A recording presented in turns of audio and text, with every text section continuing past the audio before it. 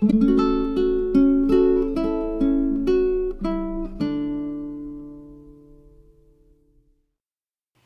everyone, my name is Nithya and you are at my Flosstube channel, Daybreak Stitchery.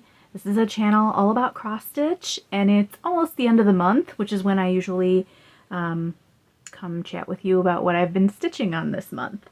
If you're returning, welcome back, and if you're new, welcome. I hope you find something fun or interesting here related to stitching. It's pretty much all stitchy talk today, cross stitch talk. And I have one tiny crochet whip that I can show you too. And I'm just gonna get into it because I have tons.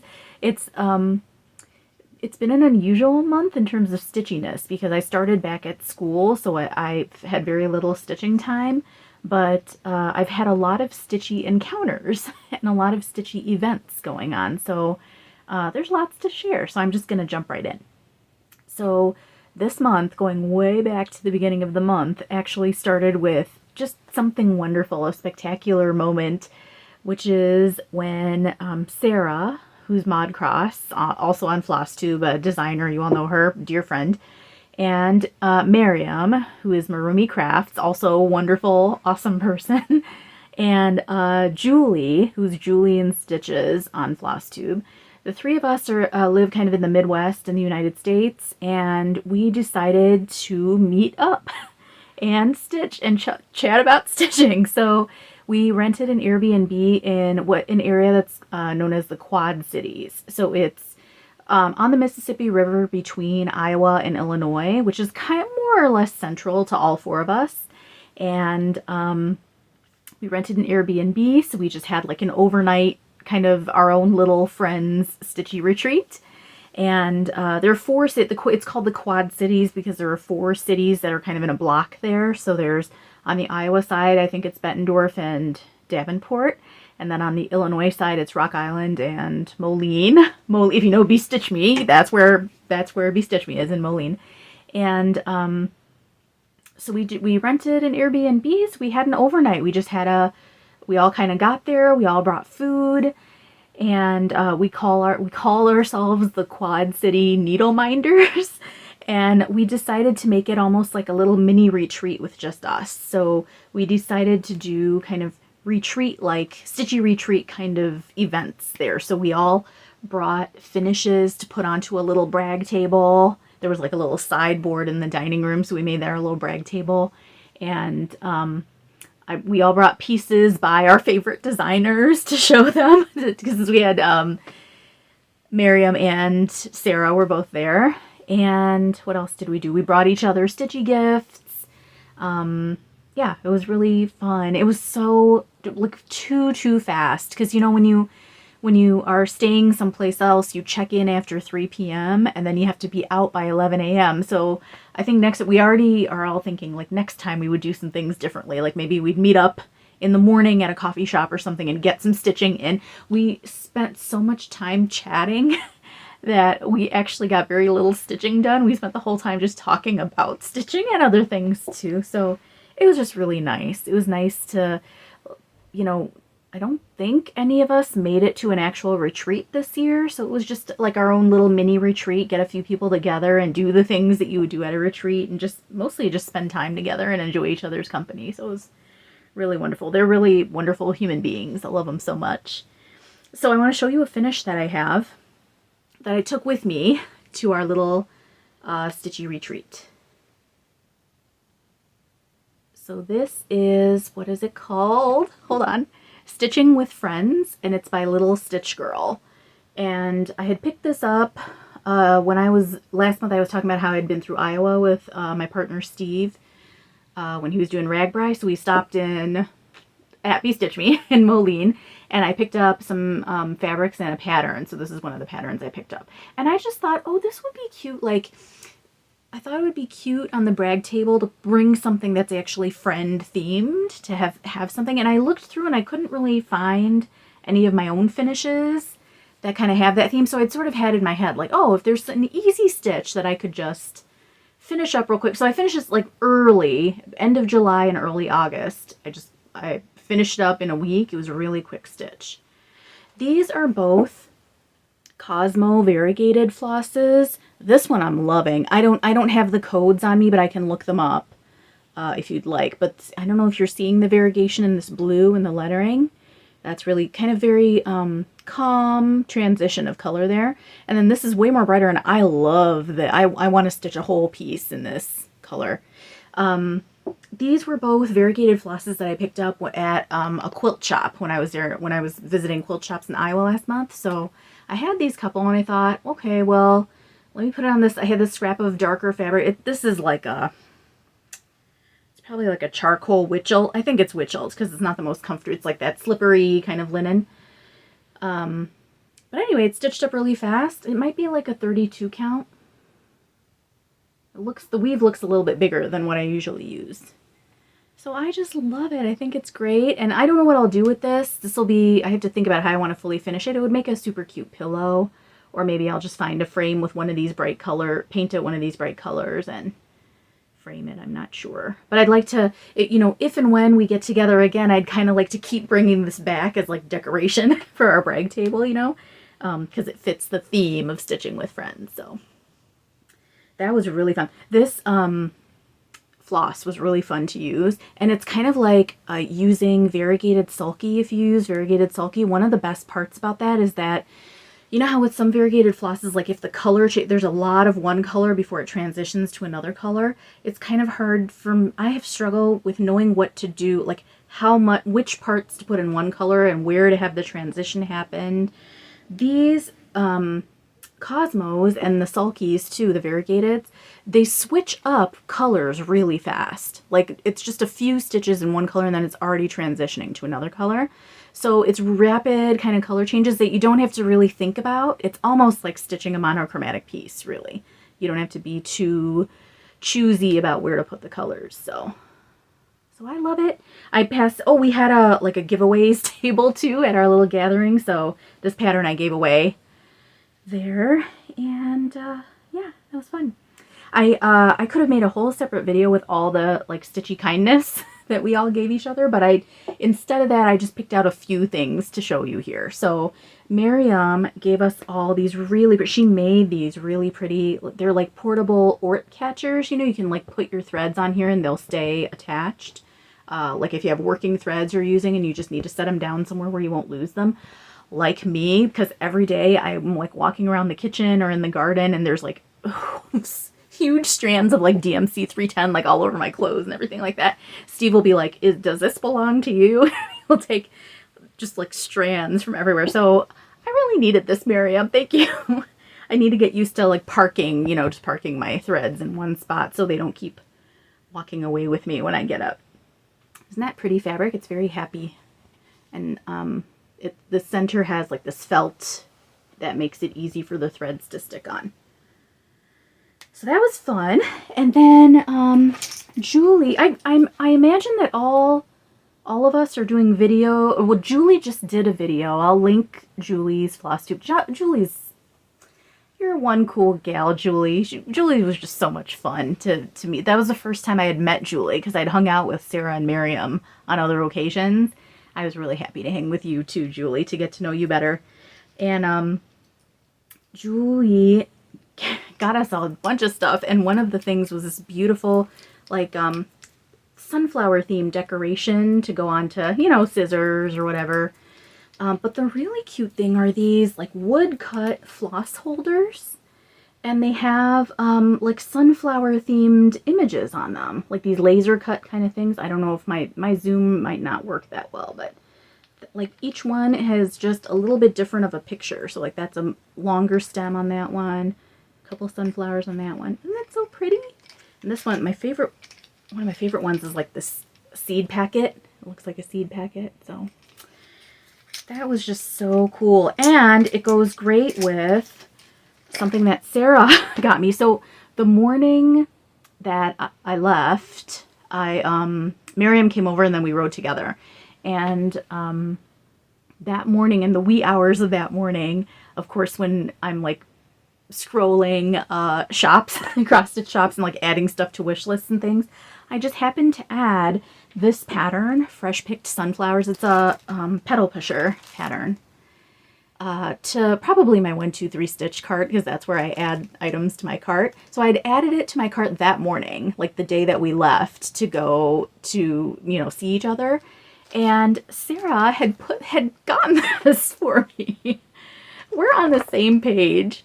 So thank you for that. Thanks for all these goodies. All three of you, because that was just so fun. I want to show you again, like, look at all these different greens that are used. And yeah, I'm a big fan of yellow, so I think that's this kind of yellow right here. I just love it. Almost yellowy orange. It's one of my favorites. So it'll be fun to kind of put all these things together, you know, and make a little, I don't know, like once I kit it up. What's it? It's all Gentle Arts colors, so that should be fun. Oh, and it looks like there may or may not be another little pattern inside it. This little vase. It almost looks like a Van Gogh inspired thing. Might be in there too. There's one alternate specialty floss, but most of them are Gentle Arts, so that'll be fun. So thank you, everyone. Oh no, I have to show you what, one more thing Maryam got all of us. This was the big surprise. So I guess sometimes what happens at retreats is that there's like a special pattern just for retreat attendees. So Maryam was like, I'm gonna make us one. So she charted us like a brand new pattern just for us to commemorate this occasion of getting together. And it looks like this, and it's called Birds of a Feather. Isn't it so nice? And she explained it to all of us, and I'm going to forget how it exactly goes. But I know that these big flowers are meant to be sunflowers, kind of like sunflowers from my garden. And birds are probably inspired by Julie, who's always bird. Julie in her Flosstube, she has a section where she talks a little bit about the wildlife in her garden, and she's a big bird watcher, so I'm sure that's there. And then there are 4 birds in the event that we wanted to stitch, so I guess one of the things we had discussed before we got together is, of course, what we wanted to do and how we wanted to put things together for our get-together. And someone asked the question, someone got it started and said, okay, everybody pick your 2 favorite floss colors. And so I think some of those colors might be incorporated into this. And also, the birds are in 2 different colors, so that, like, I could have one bird, I didn't do this, but I could have had one bird with like Maryam's 2 colors that she picked out, and one bird with Julie's 2 colors that she picked out, and one for Sarah and one for me. So I think if you eventually get around to watching all 4 of our floss tubes to hear everybody's take on the day, on the overnight, then somebody I think might be doing that. One of the 4 of us I think is doing each bird, kind of inspired by each of the 4 of us, but I'm making mine all the same color for ease of stitching. So I'll show you. We all started this. I started mine the day before because, you know, I can't wait. But we all started our patterns, and Julie showed hers in her video, and it's so pretty. I think we're all changing the colors a little bit, using what we have from Stash. You know, Maryam had even said, use what you have from Stash to do it. So here's mine. So pretty, right? I love it. I need to get back to it. I was working on it kind of that week that we got back from our get-together, and then I'd put it down a little bit. So let's talk about this fabric first. So this fabric is one of my faves I've ever stitched on. It's called Gamboge, which is a yellow color I've heard of before, back when I was doing watercolors. That was my pandemic craft. So in 2020, I was watching a lot of watercolor videos and teaching myself to do watercolors. And when you get watercolor paint sets, sometimes the sets will include a shade of yellow that's called Gamboge. And I forgot to look it up. I meant to look it up before talking with you all today, but Gamboge sounds a lot like the French word for Cambodia, which is Cambodge. So there may be a link there. Like sometimes color words come from the places where, like, whatever natural resource or material was used to create those pigments, sometimes those pigments are named after those locations. Like the color turquoise is like an old, I'm pretty sure about this, that it's based on like an old French word that's related to Turk, which is Turkish, which is where those, like, the natural minerals or whatever that make that kind of blue, that tealy blue, turquoisey blue, are from there. So I want to say that maybe this type of yellow comes from some sort of mineral that's Asian, Southeast Asian. But it's a yellow that I just love. I love this yellow. I want more like clothing that's this yellow too. I love wearing yellow, but I don't have a lot of clothing. But in the meantime, I'm stitching on yellow. And this is a Be Stitch Me fabric. When I stopped in Moline after my last month trip to Iowa, I picked up, they have, at Be Stitch Me, they have bins with like smaller cuts, like 1/8 of a yard cuts of fabric. So I was looking at some of those. So I got a few of those. So this is one. It's a 36 count gambuge. And the colors I changed up a bit because the sunflowers in the pattern are yellow. So I decided to put this bright red. I'm pretty sure that's a Classic Colorworks. It's one of the Classic Colorworks red, maybe Ribbon Red by Classic Colorworks.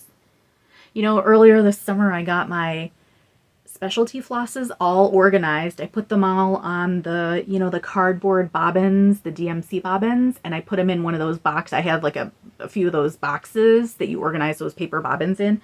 So now all of my specialty flosses are there, and it's so much easier now to see what I have in that stash and actually use up some of my specialty flosses. So that's what this red is. I'm pretty sure it's Ribbon Red. This purple is a DMC. It's like the 3400 range, but I won't remember which one it is. There's a little bit of DMC 154 in there, this kind of darker maroon. This is 939 DMC. This is my one of my faves. I keep saying that everything's my fave, but I have a lot of favorites. This is limited edition teal by Color and Cotton, which I have skeins of it, and I just keep throwing into. It shows up in a lot of projects. That sort of sea foamy green. It's really beautiful. I can never get my camera to capture it, but it's a variegated thread. It has like a little bit of like a dusty blue tone in some parts of it, and then more of a seafoam green in some parts of it. It's an awesome, awesome color, and it's one of those things where, like, I'm so glad I have a few skeins of it that I can throw into pieces, but also I'm going to be really sad when it's gone because I don't think the new dye lot, like when it's called limited edition teal, but I think they've made more batches of it, but I'm not sure that the new batches will be the same, you know? So, it's a precious color, so I think it looks great here, and I'm happy to use it here with like a very meaningful pattern.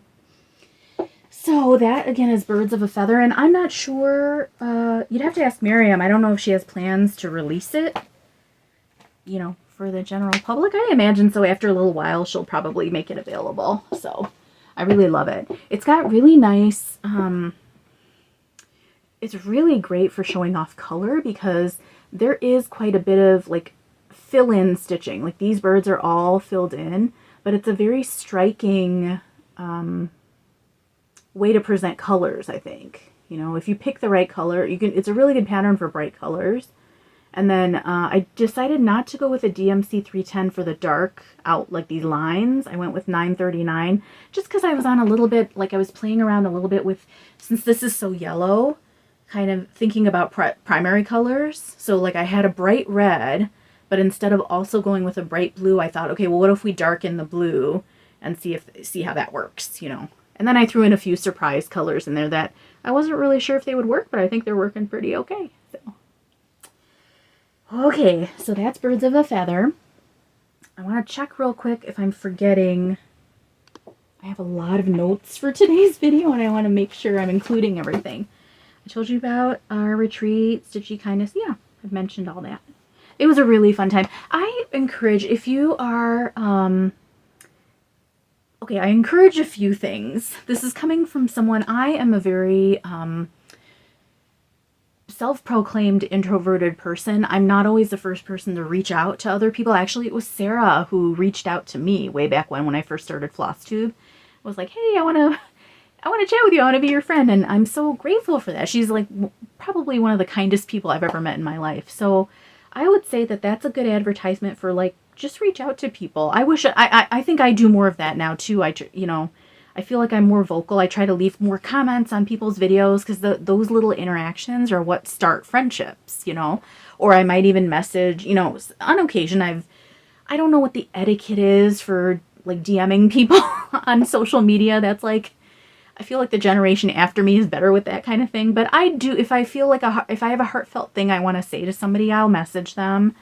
And I think those little points of contact are what make friendships. So I would definitely encourage like more interaction with on Flosstubes. And, you know, if you like someone who's stitching you see on Instagram, reach out to them and just say like, hey, do you want to sell something? Or, you know, just start a conversation. And it might not be anything, but it could develop into a really wonderful friendship. And then if you have stitchy friends who are anywhere, like within a few hours of you, this was such a great way for us to just spend a little time together.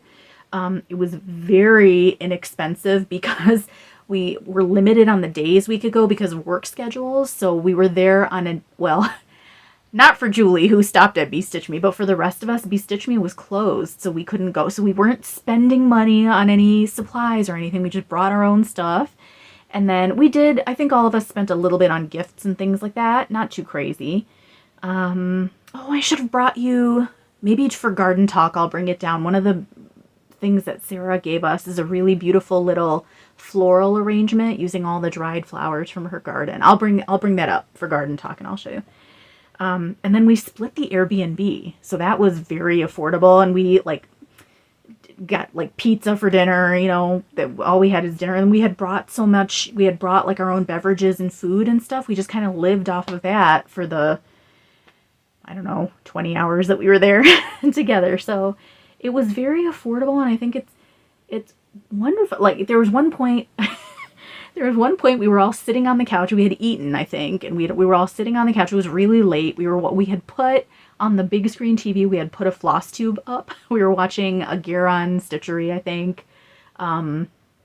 Gary did he did a thing recently where he's going through like his entire collection or something. I can't remember exactly what it is. He has these like super long videos where he's doing like a parade of some kind. So we had that on and we were all stitching and just, we had been like chatting for hours and we finally sat down to stitch. And Julie was like, she said like, this is just amazing. I'm so glad that I'm watching this Flosstube with people who get it, you know? So it was wonderful. It was really, really great. So do it. Just do it. It's the best thing. You don't have to wait for a big event, stitchy event. Just have a small gathering with friends and it's really, really, really worth it. Okay. I'm going to pause here for a second. I want to grab some water and we'll keep going. I have more to show you. Okay. So, what else do I want to show you? I'll show you a whip that I've been working on. So I started, I think just last month, this Indigo Bunny by Marjorie Massey, and it comes with two patterns. There's this Indigo Bunny, and then I don't know if you could be able to see it, but the way it's set up, it's really 3 panels. So the 2 panels on the end are mirror images of each other. And then the middle panel could be stitched either on its own or with the 2 panels. I'm doing all 3 panels. And you can interchange this. If you didn't want to do the bunny one, you could interchange it with this because it's kind of its own standalone motif. So I'd like to one day stitch it again. I'm doing the bunny one, but I'd like to one day stitch it again with the bird as well. So I've done very little progress on this, but it is just so pretty. I really love what's happening so far. So this is on a piece of Atlantis by Stitch Me. And I'm using DMC 3808. And this bunny is the only motif that will be in this color. It's DMC 154. And I was going for kind of a color on color thing here, and I think it's working. You can still see all the kind of motifs, little curly cues and little flourishes on the pattern with this floss. It's dark enough even though it's kind of the same color. So it's really cute. So this, let me see if I can point out. So like this right here, this skinny part here, where this line starts coming down, that line will keep going. So this is the one panel.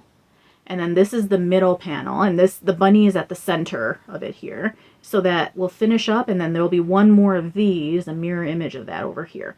This is a pretty small pattern, actually. I mean, I'm already past the halfway mark. So it's pretty small.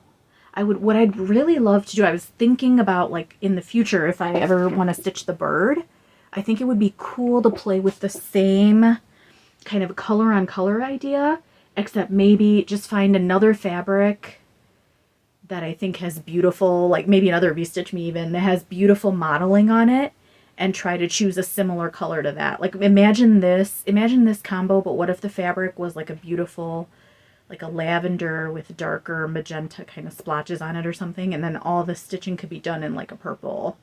That'd be really pretty. And I'd make the bird like blue or something, like, you know, something a little different. So this has been my evening stitching this week. I've just been so tired. It's been really, school's going very well. I love all my students. They're just awesome people. And it's been a good year at school, but it's just, it's really exhausting. It's exhausting to be on with young people, you know, to be alert and on and animated and excited for them and concerned and listening. Like you're listening to like 150 people a day and concerned about their learning and their well-being and everything else. It's just super tiring. So there are a lot of times where I'll just get home, I'll like poke around the garden real quick, and then I'll just want to like sit on the couch and I'll fall asleep. It's so exhausting. So there have been many evenings when I haven't stitched, which is rare for me. I try to stitch every day, but there are some evenings where it's just, I'm too tired. And this pattern has been a little trick. My eyes have just been so tired. And I'm not looking at the screen all day either. I think it's just a general fatigue, and it, you know, your eyes are the things that get sleepy first. So, it's actually been kind of challenging. This is 36 count linen, which is usually my go-to. I have no problem seeing it or anything, but it's just, I think my eyes have just been like half closed half the time when I'm trying to stitch. So I would like to keep this going though. I would love to finish it. I think it's really weird and interesting. All these motifs are just kind of, they're different. I've never seen these sorts of, you know, vines going in these directions, or like this little stair step thing over here. Yeah, they're just kind of odd things going on in this pattern. So, and this fabric is just the dreamiest, isn't it? It kind of reminds me of like staring into a pool, you know, when you see like the glimmers in a pool. I think it perfectly captures it. It's called Atlantis. It's meant, I bet it's meant to be for like a big Bella Filipina or something like that, but I don't really stitch on those, so I'm doing something else with mine. So that again was, it's by Marjorie Massey, and it's called Indigo Bunny and Bird. And that the called for are all these blues. It's like 3 different shades of blue. But I'm doing something different with that. Did I have other stories to tell you from that? Oh, I was. You know, speaking of work, I met a cross stitcher at work, which was unexpected and awesome. So, okay, so what happens is, my department, I'm a French teacher. I'm a world language teacher. And so we're grouped together, or we're in our organizational structure, we're grouped together with social studies and art. So when we have meetings on the first days of school, like teacher meetings, our 3 departments will meet together. And one of the traditions for the first day back of school is that everybody in the department, like all the teachers, go around and share something about their summer that they're excited about. So I shared, when it got to my turn, I shared about, you know, basically I spent all summer in the garden, a lot of work in the garden, but then I had just gotten my, I had submitted 2 pieces to the state fair, and one of them won a blue ribbon. the Modern Folk and Bride. It's not back yet. They have to mail it back to me. So I don't have the ribbon or the piece to show you once again, but that was super. That happened this month too. That was really exciting. So anyway, I shared that at work, and everybody was like, wow, so excited, because they know I stitch. Well, then a couple days later, I was getting rid of some furniture in my classroom, and there was another teacher who wanted it. So it was a social studies teacher, and he came to pick up the chair, and he's like, oh, you're the cross stitcher. I said, yeah, I'm a cross stitcher. And he said, I cross stitch too. I said, what? And he said that first he said that his grandma cross stitches, and she's like 90 years old, and she loves stitching. And she said, yeah. And he said, so yeah, I learned from her how to cross stitch. And he said, I've even stitched something for like my nephews as little gifts and things. I said, oh my gosh, I want to see pictures. Like, be sure to, I never run, we're in 2 different parts of the building, our department and social studies, even though we're grouped together. So I have like, wonderful people in that department, and we like never see each other because we're in totally different worlds in that building. But I did say, like, okay, if you think of it, next time you get your family gathering together, you know, if you have a gathering, please take a picture. I want to see either yours or like your grandma's or both cross stitches. And it was really, we had a nice chat, because he said he hasn't stitched in a while because he has young kids, so his life has been all kids. And he said that his dream is to stitch a full coverage piece of like the, the creation of I think it's creation of Adam. It's like where the two fingers meet on the Sistine Chapel. He wants to do just those hands, just the hands meeting.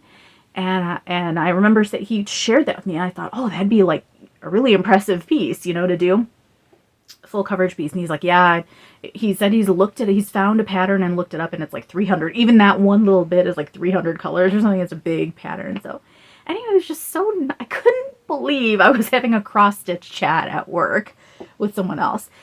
Just to refresh your memory, I can't remember if I've told you this or not. Like 2 years ago, maybe, with a good friend of mine at work, we were walking out to the parking lot and we were just talking about what we're going to do over the weekend. I said, oh, I can't wait to get home and watch. There's these people who make videos about cross stitch and I can't wait to watch them. And she's like a lovely person and she knows I stitch and everything, but she was like, I'm sorry to say this, but that sounds so boring.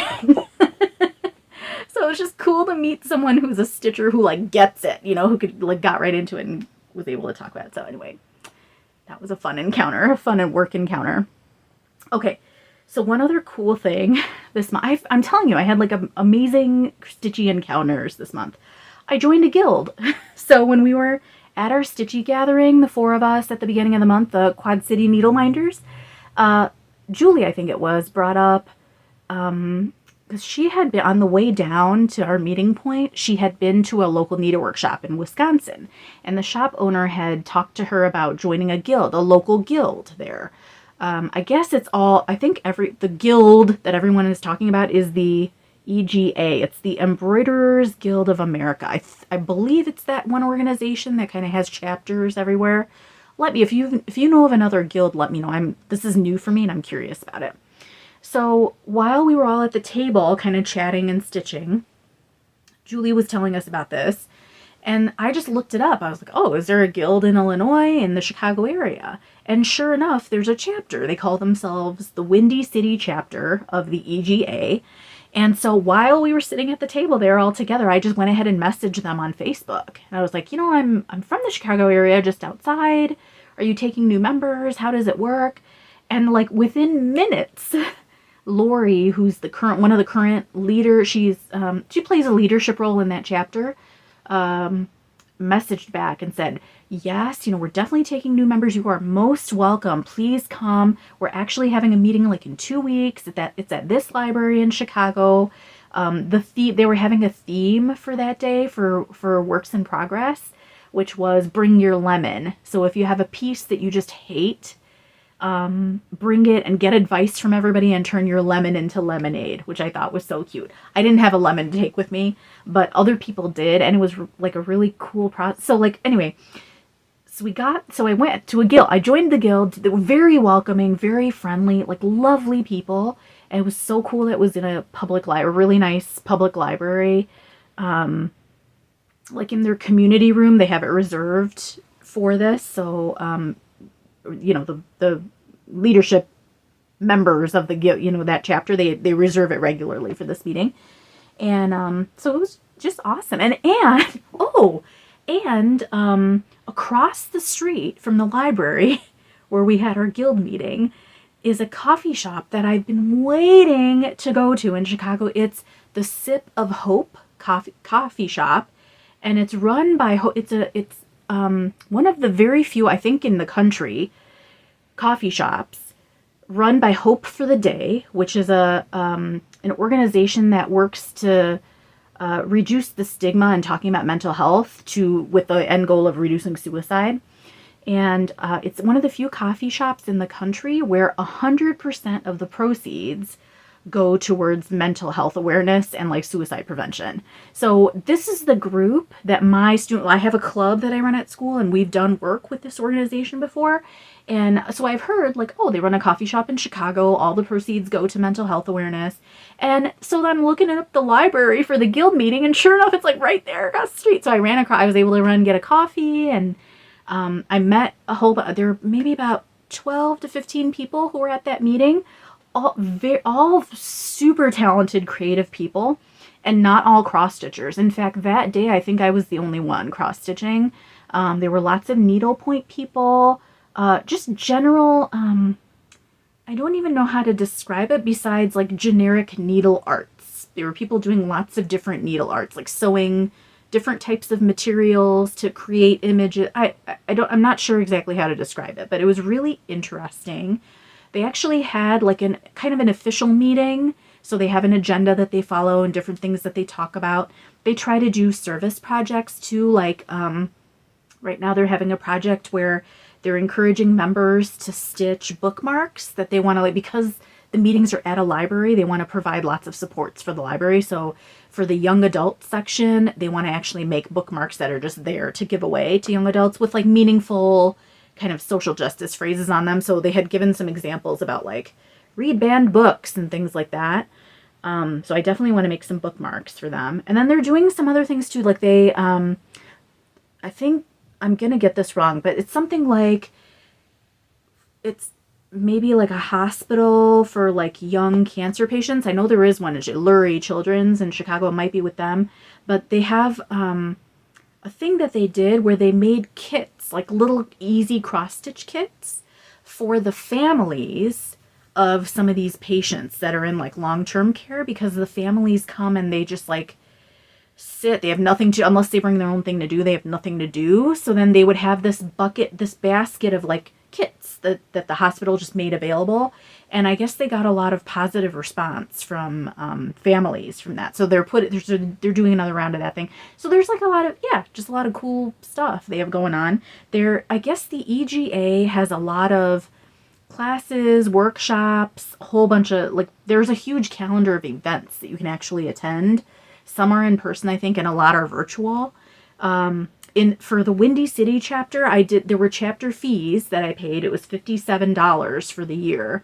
And that, as far as I can tell, goes towards some of the, I think maybe to cover like speakers who come for some of these events, because they had some, what did they have? I think in the spring, maybe they had like someone give a heart anger workshop. So I think it like goes towards paying for these kind of speakers to come. So it's really cool. I think they put on a retreat as well, they were saying. I don't remember what time of year that is. But anyway, they were really well organized. They were really cool, like a cool bunch of people. And they had a lot of different things to say about crafts and just about a lot of different things. And they had a welcome folder for me with all kinds of materials and stuff. I have to remember, one of the things they encourage when you come to meetings is to wear like a lanyard with a name tag that you've made, stitched or whatever made. So I have to think about what I want to make for my name tag for the next time. So any like Midwest, they have members who are not only from Illinois. So they were giving me some examples. They take anybody basically. So if you want to join, even if you live in another state, because a lot of our meeting was virtual. They had people zooming in as well. So if you my impression is that they would take anybody who is looking for a guild. If your area doesn't have a guild, they would take, you can join. So I took my 2 Shannon and Christine patterns. Because I didn't have a lemon that I wanted to take, I at least took a pattern that was yellow. And I didn't get any stitching. I mean, like, I put in like 3 or 4 stitches, like in this area. That's about it. Because you're just talking the whole time. After the meeting's done, then everybody's kind of going around and looking at each other's work. Someone had bought, like at a flea market or an antique shop, they had gotten like a vintage bracelet and a ring that had cross stitch on it, like tiny cross stitch on it. So that was in a box. So that was being passed around and people were looking at that. I don't know. There was just like a lot to look at and talk about. So, and then people who did bring their lemons, they took turns kind of holding up their lemon project. And it was almost like a very kind critique, like what I imagine a wonderful art critique would be like, with everybody giving their suggestions and ideas. And very cool gathering. I'm excited to go again. I hope there's no conflict with my school. Once school starts, I feel like everything else comes to a screeching halt. So I really hope I can go to the next one, because it was a good experience. I really enjoyed it. I also looked at Lori, who's kind of one of the leaders, walked over. She was just so welcoming. I did a workshop earlier this month, I attended a virtual workshop that was sponsored by an Instagrammer name. Their Instagram name is Disturbing the Fleece. They're actually in the knit stuff is going on. There's a lot of activity in the house today because I need to get back out there when I finish today. We're in the middle of hosting, I think I told you about it last year. If you check a Flosstube from like about this time of year last year, we are hosting artists in our garage for the afternoon. Our town does an art festival where residents can sign up to clear out their garage for half a day, and then artists come and set up their stuff. And then we're on an official map, so like people can go around and visit all these garages hosting artists. So we're actually doing that right now. So I'm taking like a little, I like ducked away for a little bit so I could record this Flosstube, but then I can hear like a lot of activity around. So I'll get back to it in a moment. But anyway, what was I going to say? It was like a tangent off of another tangent. Oh, Disturbing the Fleece. I want to say her name is Fatimah or Fatimah. I'm not sure how to pronounce her name. She's a knit artist and she's on Instagram, and she hosted this Zoom chat that was all about building community, how to make sure that crafting communities, like what can we do to make crafting communities more inclusive? And I thought it was interesting. Some of the idea, like they talked a lot about, what does it mean to make assumptions and things like that. Some of the things, because I do a lot of DEI training at work, I've been to lots of workshops, I'm on the equity team at my school. I feel like some of it is basic, but I think it's important for everybody to go through a training, at least a few trainings like that. But there were some really good conversations, and one of them was about what does it mean to be welcoming? What does that look like? What does a person feel like, or what are you doing, and what do you see in the other person? It was like an exercise in trying to envision being welcoming, and what does that look like regardless of who's coming into the space. And I think that was a really important conversation to have, and I hope we keep having that, even in the cross-stitch community too, because there are situations, like I've seen on Instagram, there are situations where there are stitchers in our community who don't feel welcome in some of the stitchy spaces they're going to. So I think a lot of us who do feel comfortable, I hope we can at least keep the conversation going, so that maybe folks who are less comfortable having those chats will slowly kind of join in on those conversations. Because I think we're a pretty cool community, and I think we can also do more to make sure that everybody feels welcome. Like, I was super impressed with the guild. I felt really, really welcome with this chapter of the guild. Lori and some of the other members, I felt really looked after as a new member. And that was just a good experience. So I hope for that with anyone who comes into our community. Do you know what I mean? So anyway, look out for Disturbing the Fleece. I'll put their Instagram below, and if they have more chats, join that. It's worth having these talks, and I hope they're on. I don't know if there are other ones planned. Maybe. I hope so. It was a good chat. Lori from the guild gifted me. She passed along the fall Just Cross Stitch magazine, which I won't flip through it because Michelle G did a flip through of this, and I had been eyeing this actually because of this cover pattern. It's by Les Petits Croix de Lucie, which is a French designer. I mean, it's a French name. I think it's a French designer. And I'd been keeping an eye on that designer because they have a really beautiful Apothecary Cabinet. Like, it's another kind of, it's like this where it's a full coverage, like a small full coverage piece. And it has beautiful like teals and purples all over it. I'll try to find it and throw a picture in. Something apothecary. I think it's an apothecary-ish name, and that's also by Les Petits Croix de Lucie. So I was super thrilled to get this magazine and see this on the cover. And it's a really good issue.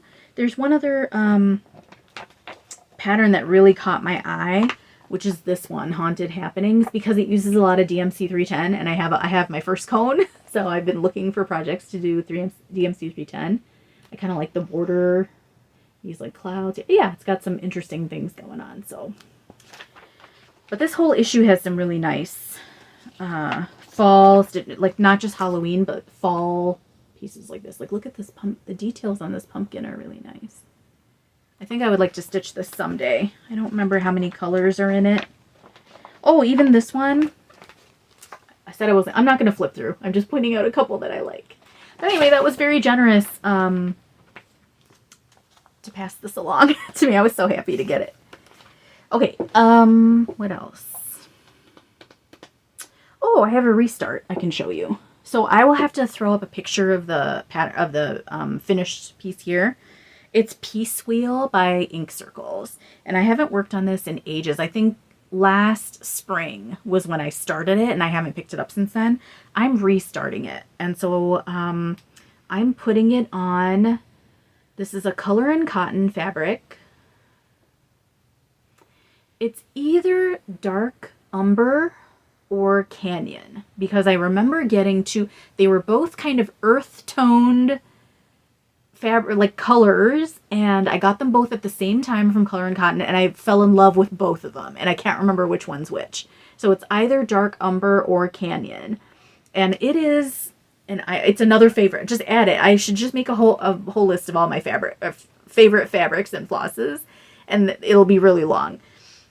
It's not showing up, well, maybe here it might be showing up true to what it is. It's sort of a rosy brown, if you can picture that. Like almost a mauve, but more brown than purple. So it's a really attractive color, and it's a beautiful, like kind of dark enough neutral where you could stitch dark colors on it, but also dark enough where white will show up really great on it. So Piece Wheel is the pattern that's inspired. You'd have to, I won't go into too much detail because I talked about it last year when I stitched on it, but it's basically inspired by a type of Indian artwork that's done on the floor. You use like a rice powder. My grandma and cousins usually kind of they're able to freehand draw these really geometric patterns. And sometimes they'll make a paste out of it and use the paste to almost like paint the patterns on. But anyway, so this is a pattern by Ink Circles that's inspired by that. And the reason why I took this out is because, needlework market is around the corner, and there's been a lot of people are showing patterns and things like that.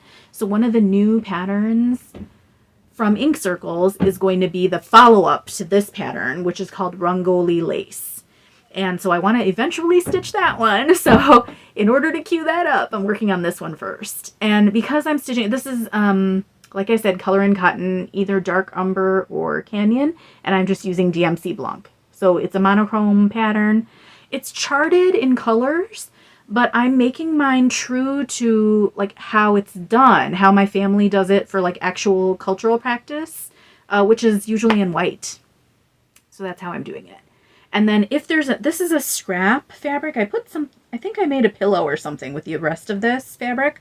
But if there's enough room, depending on how big this ends up, I'll try to put both of them on the same fabric. So we'll see how that goes. So I restarted this, and I'm hoping to keep chipping away at it. It's really cool that the follow-up to this actually has the word Rangoli. So in South India, we call it kolam, or in the parts of India where my family's from, we call it kolam, this practice. In other parts of India, I know it's called Rangoli. And either way, I think it's really cool that the new pattern has like the actual cultural name in the title. I love that kind of stuff. Like when you can actually learn words from other cultures, like there's a cultural piece and the stitchy piece. I think that's very cool thing to do. Like, do you remember this little friend, Kain Kapal, which I haven't finished, even though it looks finished? I have to do a little more of there's like a little bit more that comes in here on the boat. But I thought that was awesome that this is called a Kain Kapal, because I've learned something new, and then I was able to Google what the tradition was about using the actual cultural word for it. So I think that's cool. And I hope to see more of that kind of thing, actual words in their native languages being used in pattern names and things like that. Okay, what else? Oh, speaking of restarts, I didn't pull it out. I was gonna take it out to show you. Sorry, you're gonna hear a little bit of packaging noise, but I don't think I have it here anyway. I was watching, do you watch Jennifer, the Curly Stitcher on Flosstube? She just seems like a wonderful person. I happened to catch, I woke up one Sunday and I happened to see that she was live on Flosstube. And she was doing, I think it might have been like a destash kind of thing, should I continue or should I destash kind of thing. And so I chatted with her a little bit. I was like, oh, Jen, you know, I think I've kind of chatted with her online a little bit, and she just seems like a nice person. And so her Move Forward in Love by Modern Folk Embroidery. Do you remember that pattern? I'll either throw it up here or I'll throw up, if I can find, if Jennifer's posted it on her Instagram page, I'll throw a picture of hers up here. Hers is really beautiful. And I took another look at it and I thought, wow, it's a really nice pattern. For some reason, I'm never drawn to going back to mine. I think it should be up for a restart. So I'm trying to decide what to do. Like, should I get, is it Fiber on a Whim or Mystic? Somebody makes like Pride inspired fabric. Actually, I should wait and find out from Dee, because I think Dee knows about some fabric dyers in the community, and see if they have any like modeled fabrics, and then maybe just do the whole thing in DMC 310 or something like that. Anyway, I got to rethink that pattern. But why am I talking about this? Oh, just talking about, I restarted this, so I was just thinking about other restarts, and that reminded me of Jennifer. You got to check out the Curly Stitcher. Her floss tubes are great too. She's stitches beautiful items, and like it has a really good way of putting colors together and things like that. I really like watching her floss tube. And this video with a lot of tangents, because a lot of stuff has happened. I've seen and done a lot of stuff this month with Stitchy stuff. The Stitch for Pride, speaking of D, the Stitch for Pride prompt for this month is so good. It's about a person named Polly Murray. I think a lot of the videos and resources that I've been reading about Polly Murray refer to her with she, her pronouns, but if she had been alive today, I think her people close to her were under the impression that she was gender fluid. So I think maybe she might have gone with they, them, but we don't know. So a lot of the research goes with she, her. So Polly Murray, you got to pull up Dee's resources and watch and read all the stuff on Polly Murray. I don't know how, she's like another one of these people. It's like, she's an American hero, and I don't know how we haven't been talking about her or learning about her all this time. So she was a law student at Howard University. She was one of two women. And at that time, women were not allowed to practice law. They weren't allowed, and at Howard University, like the men at Howard were not inviting her to join in on any like events, professional events or anything. So what she decided to do with her law degree is she painstakingly traveled to every state in the United States and researched laws around segregation in each state, and then planned like counterattacks. So like legal like how could she oppose what's already on the books? And her work, her research, and her like thought processes, thinking through everything, were what laid the groundwork for like civil rights legislation that came down the road. I think that's extraordinary. Everything I read and saw about her was just so impressive. So if you've been off the Stitch for Pride train for a little bit, get back on for August. It's an awesome prompt. Really very cool prompt. I recommend it. Okay. I better get myself back on track. I'm going to have another sip of water, and then I have a couple more things to show you. I'll be right back. Okay. So I do have two more pieces to show you, and then I'll do a little bit of garden talk too. If you want to stick around later for that, you can do that. Okay, so what I was thinking about this month is that we're kind of moving into fall, right? And I have the past 2 years in December, I've finished a pattern both times. I've had not a fully finished, but I've finished a pattern by Cottage Garden Samplings. So the first year it was Snow in Love, and last year it was Autumn Dream. And so I had started the first one in this year's Snowman series. It's Needleworker, I think. I had started it earlier this summer. I had started it, and I don't know. I wasn't feeling it when I went back to it, and I thought I'm gonna have to do significant work on a cottage garden piece if I'm gonna get it to a point where I can like sit down and finish it in December if I want to do another finish. So I changed up the pattern. I started something different, and I'm going to let go of that Snow in Love. I'll save it. I was thinking, I don't know if this will ever happen, but if I ever get to a point where I have 1,000 subscribers, I don't know if it'll ever happen, but if I do, I'm going to do just like a big round of giveaways of all my old patterns, some new patterns, things like that. So I have this like little stack of patterns that's accumulating. So I'll just put my needleworker pattern will go into that stack. I don't think I'm going to stitch it. But I did decide to do Trick or Treat. Also by Cottage Garden Samplings. And this is just an awesome Halloween pattern. If you don't like Halloween, then you're not going to like it because it's all Halloween. It's very creepy. It's almost like, look at all these faces. They're all sort of very sinister.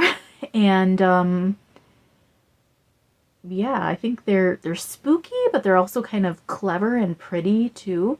They're each they could each be stitched separately. So if you do ornaments for Halloween, you could do each one separately as a little pillow, or like you know, the bowls with pillows, you can make them into tiny pillows. Or I'm going to do them all in one piece. So I put this on Aida to make it quicker to stitch, and it's on a Be Stitch Me piece of fabric called Baron. And this is how far I've gotten so far. So this is just I mean, it's like a pale grayish purple fabric. It's pretty true to what you're seeing there. And you can see I've started, so let me hold up the picture so you can see. So I've started a little bit of this first motif here, that's right above. They're actually pretty large. I mean, this is 18 count Aida, and this is already like 3 inches maybe in height. So it's a pretty tall piece. The web that goes around, so the frame that forms each of the sections is a spider web, and on here it's kind of a dark gray. I decided to make mine more of a light gray, so it's a really pale gray. And then I'm just using DMC colors from my stash, so I matched them up, and I'm hoping it'll work out. So far it looks like it's working out.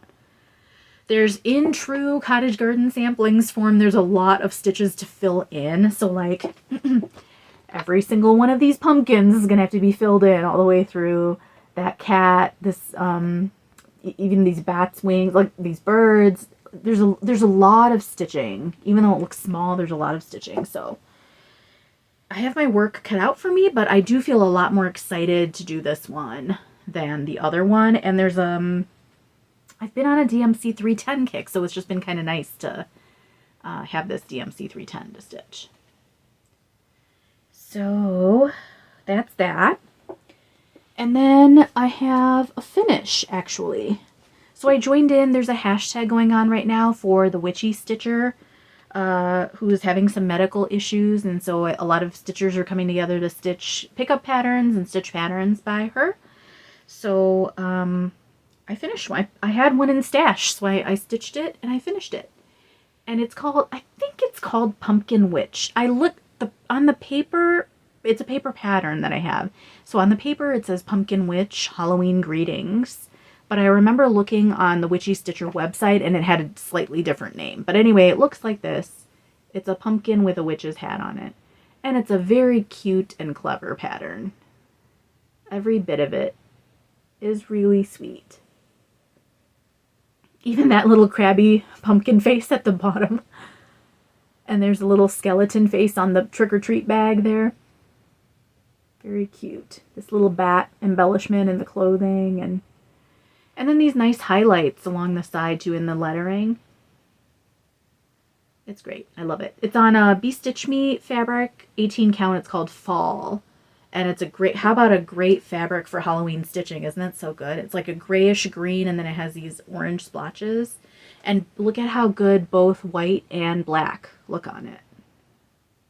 So I'm thinking like, if I ever get around to doing like Leela's Studio Halloween Quaker, maybe this could be a good fabric for that. It's really pretty. So this is so cute and I would like to make it into a pillow. I haven't done a pillow in a while. I think this could be a very cute pillow. So I was going to wait until, I'm not in a rush right now, although it would look, maybe I should try to light a fire under me and get it ready to put out for Halloween this year. What I was going to say is I was going to wait till after all of the Halloween sales are done and go see if there's any Halloween fabric on clearance at the fabric store and use that as backing. But maybe I ought to just use whatever I can get, you know, go for it. So that's it. it for stitching. I'm going to pause here and just make sure I have all the photos I need to show you for garden talk, and then we'll do that, and then that'll be it. Be right back. Okay, so as always, there are things going on in the garden. This for the rest of this, I've been adding a little segment on my videos where I just tell about what's going on in my garden. I have a small garden, and I enjoy my time there, and I know some of you are gardeners too. If you don't want to stick around, that's okay. If you want to stick around, here we go. So I had shown you some zinnias last month, and they're adding a lot of joy to our garden. They come in all different colors. The pack that we planted, the seeds that we planted, come in all different multicolors. They're beautiful. And they did something interesting that I didn't realize. Some of the zinnia, I thought they would just be one layer of petals, but some of them really filled out. And I'll put a picture up. There's this beautiful kind of vintagey purple looking one. It's so pretty, like a grayish purple, almost like DMC 317 and 318, which are two shades that I really like in the DMC line. But there's a little center that popped up in the flower, and then that whole center filled up with flowers too. So I don't know if I don't know zinnias that well. If this is the first year I'm growing them, I don't know if that's normal for them. Not all of the flowers did that. Only some of them did, so I'm just curious about that. We had another one that was kind of a reddish orange that did the same thing, but not all of the flowers are doing it. So the sunflowers, we enjoyed about 2 more weeks. I think I showed you in my last video, so we really, really loved the first sunflowers that came up. We had about a couple weeks where we really enjoyed it, and then something started to happen. We'd be sitting out back, you know, in a chair reading or working or whatever it was. We'd hear a little rustling, and we'd look over in the corner where the sunflowers are planted, and it was almost like in a cartoon where like you'd hear rustle, rustle, rustle, and then you'd see the top of the plant would come down, like it was being pulled down. Like something from out of a cartoon, it would like disappear and be pulled down. We're like, what is going on? So there's a squirrel that came. It was started to build a huge nest in our tree. It was just moving in. It's like, oh, you got this pantry of sunflower seeds for me? I'm going to just camp here. I'm going to move in here. And like very comically, it would chew the bottom of some of the sunflower stems and then pull the whole thing down. So one day I just had it. Like I was seeing, he was up in the tree, or I don't know what kind of squirrel this is. It was breaking branches off of our tree to build its nest. So I'd come home and there would just be like broken branches from the tree, from our magnolia tree, all over the ground. And then like one day I came home and like half the sunflower stems were like flattened. It just looked like a mess. And I said, I've had it. I get so frustrated. I don't know where I had been that I was frustrated. I was like, I'm done with this. So I pulled them all out. I pulled out all the sunflowers. I just pulled them all out. And I said, we're putting grasses here. So we got, we're going to do some blue stem. We're putting some big blue stem. It's a native grass. That's what's going there. Our sunflower days are over. We're done. We're done with those. We enjoyed them while they were here. I don't like drawing critters. I know Sarah is a gardener extraordinaire, and I know Sarah will tell me, but that's the sign of a healthy garden when you have critters visiting your garden. It's too much for me. Having the squirrels like tear apart my sunflowers too much. I hit a limit, so they're all gone. What we do have are heliopsis, which I tried out when I went to, there was like a native plants garden center that I visited earlier this summer, maybe even spring or summer, and I had picked up a heliopsis plant, which is also known as fake sunflower. It doesn't have seeds in the middle, or at least not like sunflowers do. They're really tiny flowers, really beautiful. We see them all around. If you're in the Midwest, you see them everywhere. They're a native plant that grows everywhere. So I got those, and the squirrel has not been after those flowers so far. I don't want to jinx it, but the squirrel has not been after those flowers, and it's gotten a lot of flowers. If I keep deadheading it, it's got lots and lots of flowers. So I think I'm going to reuse that little, it's like a 2-foot by 3-foot space that I had the little sunflower patch in, but I'm going to do something different with it now. I'm going to fill it with natives and keep the squirrels away from that section. So that's what's going on over in that corner. The other excitement from this month is that, I can't remember if I've told you this or not, but I had, the first year we moved into the house, I got 2 milkweed plants. Milkweed is a native plant, and it's what monarch butterflies thrive on. Like the caterpillars need, that's what they eat. That's the only plant they eat. And it's where monarchs lay their eggs. So it supports monarch life. Monarchs are an endangered butterfly species. So I'd gotten 2 plants, and then that might have been 2 years ago. And then last year, we actually had 3 caterpillars. So we could see the little baby caterpillars. I had posted pictures of them. They were so cute. And we were hoping to, so it was working. The milkweed was working already in its first, I think it was I don't know why. I'm trying to think of why we didn't have any that first year, but it might have been one of those things. I tend to buy perennials at the end of the season when they're on clearance. So, and it's like, it might have been past the migration cycle of the monarchs. So I think I planted them maybe that first year, but then they came back really strong the second year. And that's when we had the caterpillars last year. So then, we don't know what happened. The likelihood of survival for monarch caterpillars is very low. They have a lot of predators that come after them, and just survival and they don't make it through, like they're susceptible to diseases and things like that. So one of the things I remember thinking is, okay, and we had a lot, last summer we had like we had this entire family of robins that would just be there all the time, and they would have their babies. So there would always be some kind of baby robin hopping around, and then families of robins. So I think the caterpillars we had last year might have been eaten by birds. We also had a really heavy rainstorm last year that flattened all our plants. So then we thought, okay, maybe that's when they got lost. The 3 caterpillars that we had were gone. Anyway, we don't know exactly where they went to. But what I did was last year, I bought like 3 or 4 more milkweed plants. And I planted them kind of around the existing 2 to create sort of a wall around them, hoping that the monarchs would kind of go deeper into, like the ones that are not on the outer side, but kind of go deeper to lay their eggs. So now, come to this year, all those plants are doing super healthy. They're doing really well.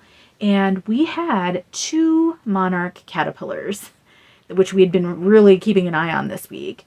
And they had grown to full size. Full size is supposed to be about 2 inches, and they were longer than 2 inches. So they were approaching like the stage where they make their chrysalis and cocoon up. So I don't know what long story short, they're not here. So it was like the greatest disappointment from this week. We would check on them when I was going to work every day. I would go out to the milkweed and I tried to spot them, and I would see them in the morning, and then I'd get home and I'd spot them again. I'd see them in the evening. So then one day, we had 2 days this week where it was heat wave. We were 100 degrees and higher. So it was around that time. I don't know. Heat wave is not supposed to affect them really, but I don't know. Maybe, I don't know. I don't know what happened. But Steve said he saw them. He went out to check them one day at like 11-ish, and they were there. And then when both of us went over to check in the afternoon when I got home from work, they were gone. So I don't know what happened.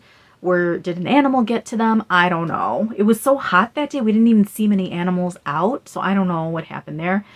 Were they ready? They looked like they were really ready for chrysalis stage. So maybe they like hid them. They got away to somewhere where they felt safe becoming their chrysalis. So I just don't know what happened, but I felt so sad about it because we really thought we were going to be able to like take them through their whole life cycle, but it didn't work out. But it is better than last year, where last year we lost them very early on. They barely made it a few days into their caterpillar stage, and this year they were full grown. So I am going to save the seeds from the milkweed, and I'm going to plant like a bunch more. I'm just going to keep building kind of little like walls of them and extend. We have another like foot of space where I can put in a few more plants. And I think it's working. I think the strategy is working. And we're also going to put some in the front yard. We had an invasive burning bush. I don't know if you know those like shrubs, but it's an invasive plant, and it turns bright. People buy it. The garden centers sell it because it has really appealing bright leaves, but they're invasive. When birds eat the little berries on them and then go to forest preserves, those plants grow and like kind of choke out all the native plants. So we pulled ours up, and Steve, I'll try to put a picture in. Steve just spent all day like chopping up this burning bush and getting rid of it. So now we have a little bit of space to play with. So I may just do more. I'll do more milkweed out there. It's been an exceptional season for butterflies here. I've usually maybe once a week. In any other year, maybe once a week, I would see a monarch butterfly just kind of flying around the neighborhood. This year, like multiple times a day, every day, there would be monarchs everywhere. There'd be monarchs everywhere. There were monarchs in the garden. I even saw swallowtails, which is another butterfly that people usually plant like dill or parsley for them to feed on. I saw some of those. So I don't know if it's just that those populations are doing better. I haven't looked into it yet. Or is it that a lot more people are planting native plants where that these kinds of insects thrive on? Whatever it is, it's been a really cool butterfly season around here. And I'm really sad that potentially our monarchs are not going to be part of that anymore, but maybe. We'll see how that goes. I think that's it. That's all I got. So thanks for hanging out, and I hope you're getting lots of Stitchy time, and thank you so much for all the comments you leave too. I'm super behind on comments, and part of it too is like, you know how I told you how I really enjoy interacting with people.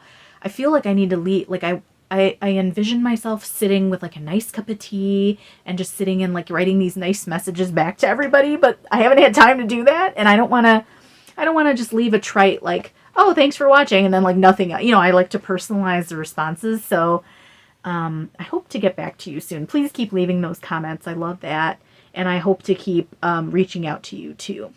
Thanks so much for watching. I'll check in with you in a month. Thanks. Bye.